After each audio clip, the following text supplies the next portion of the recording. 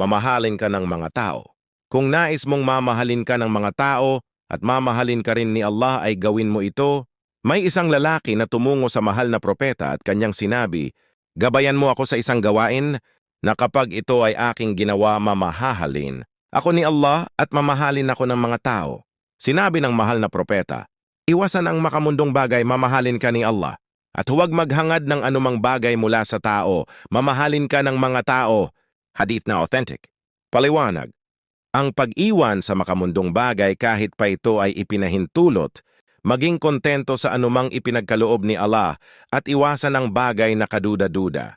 Huwag maghangad ng kayamanan mula sa tao kahit pa man ito maliit na bagay. Halimbawa, kung ikaw ay bumisita, huwag humingi mula sa kanilang mga gamit kahit pa ito ay maliit na bagay, halaman, damit, aklat o maliban pa rito. Note: kapag naging madalas ang iyong paghingi sa kanilang mga gamit, baka hindi ka na nila anyayaang muli dahil muubos.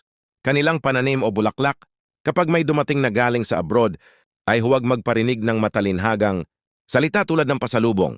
Kapag nagkita ang magkamag-anak o magkakilala ay huwag magsabi na, "Magpakain ka naman dyan." Hayaan mo na lang siya upang hindi lalabas na napipilitan. Kapag ikaw ay pinakain ay maging kontento sa anumang inihanda at huwag nang magtanong ng ibang pagkain.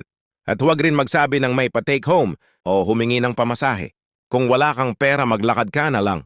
Kapag ito ay iyong ginawa, mamahalin ka nila at nanaisin nila na lagi kang makasama.